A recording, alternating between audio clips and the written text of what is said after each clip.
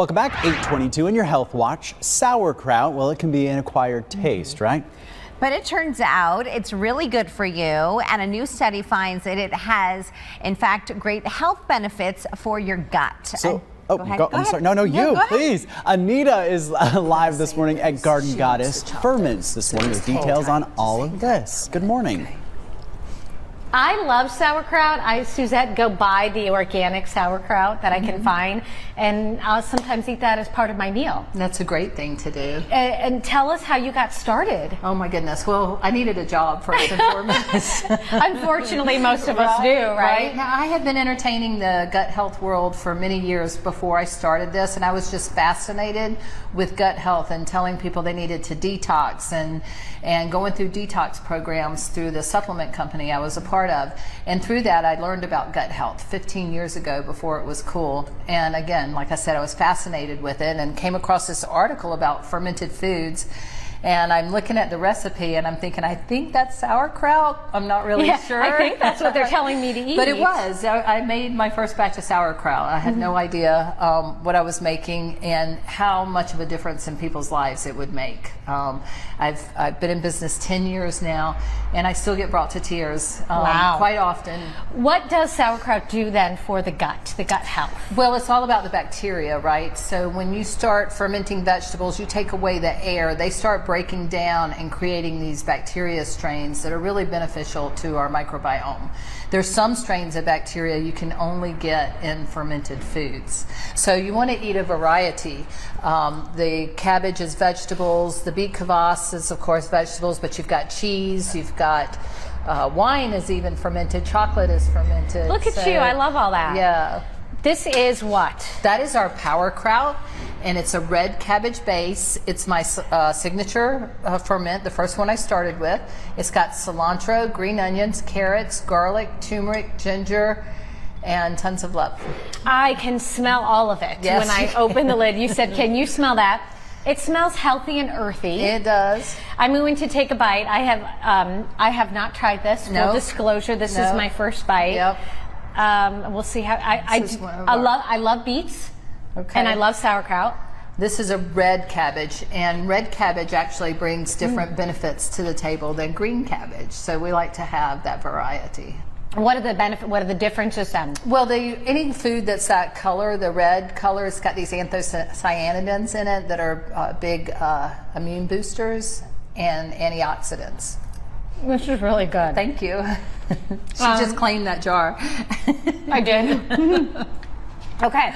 The other thing I wanted to try, because this is a really big deal, and again, I love beet juice. This is the Pick Up the Beet. This is where you started. No, the sauerkraut's actually where I started, and then I learned about beet kvass.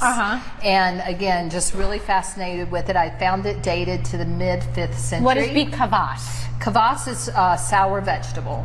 Okay. And you can put that in a cup if you want. And she doesn't want me to claim the bottle. You can have the whole carton. But the sour vegetable, and again, it's loaded with probiotics. 1 ounce is a serving, so you can. This bottle would last you for a couple of weeks. A great probiotic. See, I would go home and drink the whole thing at once. You can. Okay. You'll have purple urine and purple number 2s. Okay, yes, with beet juice. Bottoms Here up. we go. 1 ounce a day, and it gives you energy. God, I love this. Thank you. Oh my God. Thank you. This is so good. Thank you. You want another one, don't you? I do, but I'm not allowed, right? Yeah, you can have another It's beet juice and pickle juice combined. It is absolutely delicious. I love anything that tastes healthy. Yeah. This is delicious. We're going to talk more about the benefits, and I'm going to chop some cabbage coming up in about 20 minutes, you guys. Really, I could guzzle this whole bottle. It must have like some skin benefits too. Did you see her face? She's beautiful. Like her skin looks perfect, and oh my goodness, she's glowing. Anita's going back for seconds. Did you see her? Glowing, yes. All right, we'll take a quick break, and we'll be right back. All right, Crystal, thank you. Time now 8:42. Let's get back out to Anita.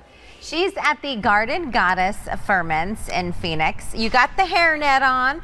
You got the apron going. Got the hairnet. And you guys are ready to work. We've got the apron. We've got the gloves. Love it. We are. So, Suzette, you make cabbage, fermented cabbage, basically, because it's so good for the gut health. That's right. Okay. We call it a medicinal food. I love this. So we are going to, you're going to show me how you make this.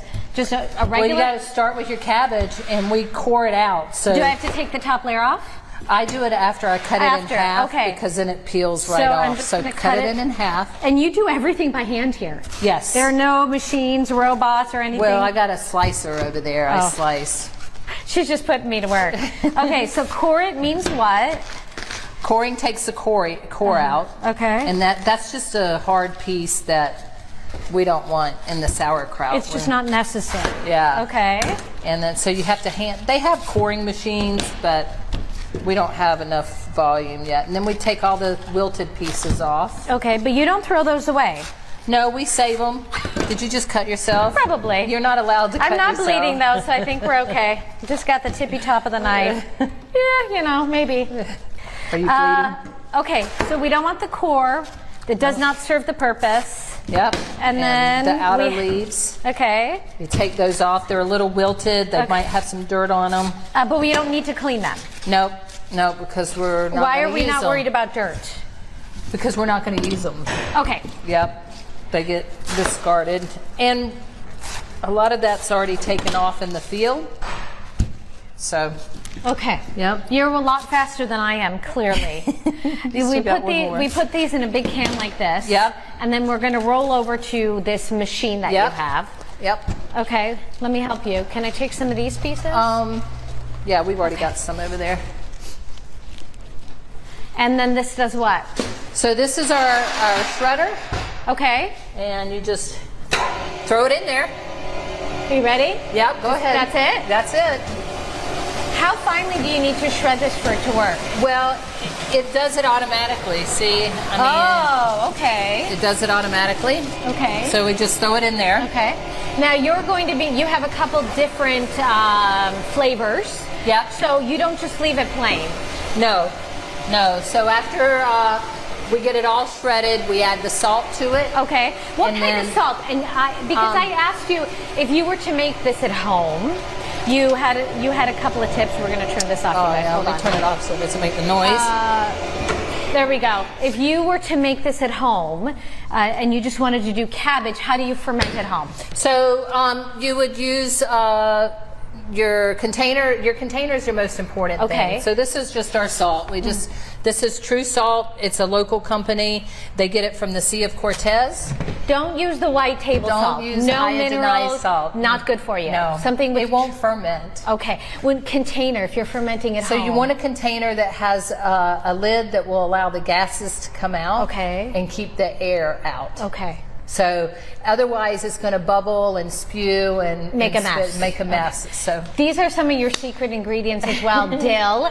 and then some hot. we've hand chopped our dill. We're going to throw the green chilies in the slicer, and then we'll just mix it all together, pound it down to get as much air out of the vegetables as we can, and then pack it up and put it into one of these drums Those right are here. our 300-liter tanks. And then That's how long right. are you fermenting for? We ferment for about 3 weeks. Really? Yep. Wow. And then back to the product really quick. Where do people purchase your products? You can find our sauerkrauts and our big kvass at all AJs. Okay. And then we're at local farmers markets. We're in Uptown, Roadrunner, and Old Town Scottsdale farmers markets. A jar like this, how long does that last? That'll last you unopened. It would last a year. Oh, okay. If you Yeah. open it like But I did, once you took a open bite. it, it'll start drying out and it'll start getting air to it.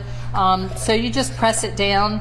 You know, let the juices stay down. She wants more, and then it should last you 9 months. Oh, wow. Yeah. And then how much should we eat a day? A tablespoon a day is a great probiotic replacement. So in a perfect world, we would take a shot of beet juice in the morning and start that with your day. Have some for lunch or for dinner with your meal. And that way you're constantly flooding your microbiome with great probiotics. It's an easy way to stay healthy. It's a very easy we way. all have gut issues. I think Everybody stress, the is. environment, food.